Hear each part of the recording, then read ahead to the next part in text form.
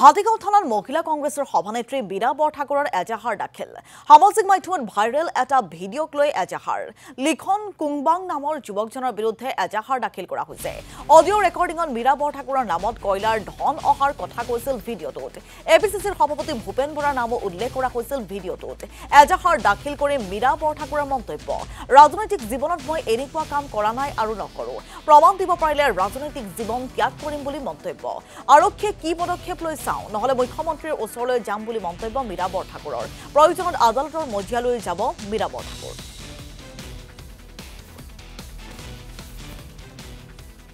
দুজন মানুহৰ মাজত কথোপকথন, এজন লিখিছে ব্যৱসায়ী, আনজন ভূপেন বৰা ডাঙৰীয়াৰ ঘনিষ্ঠ বুলি কৈছে, কিন্তু এজনৰো নাম আমাৰ চিনাকি নাম নহয়। গতিকে মই এটা কথা ক'ব বিচাৰিছোঁ, মই ইমিডিয়েটলি গোটেই অডিঅ'টো ভূপেন বৰা ডাঙৰীয়ালৈ পঠাইছোঁ, CLP ডাঙৰীয়ালৈ পঠাইছোঁ, গৌৰৱ গগৈ ডাঙৰীয়ালৈ পঠাইছোঁ। মোৰ কথাটো হ'ল যে কেতিয়াও ভূপেন বৰা ডাঙৰীয়াই মীৰা বৰঠাকুৰক পইচা দিব লাগে বুলি কেতিয়াও পইচা নোখোজে, কাৰণ যিহেতুকে কথাটো নহয়, তেওঁ মোৰ নামত পইচা বিচাৰিবলগীয়া অৱস্থা নাই। দ্বিতীয় কথাটো হৈছোঁ, কথাটো সঁচা হওক মিছা হওক, কিন্তু আজিৰ তাৰিখত ফেচবুকত কথা চলিলে মানুহে সেই কথাবিলাকৰ লগত অলপ বিভ্ৰান্তিৰ সৃষ্টি হয়।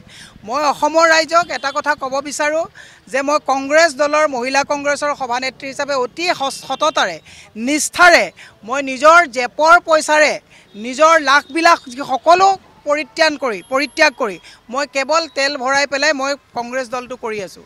এনে সময়ত কোনো দুষ্ট চক্ৰই ৰাজনৈতিকভাৱে মোক মেলাইন কৰিবৰ কাৰণে যদি এনেকুৱা পন্থা লৈছে, মই সাৰি যাবলৈ নিদিম। মই ক্ষমতাত থকা বিজেপি চৰকাৰত অংগুষ্ঠ দেখুৱাই পেলাই মই ওলাই অহা মহিলা।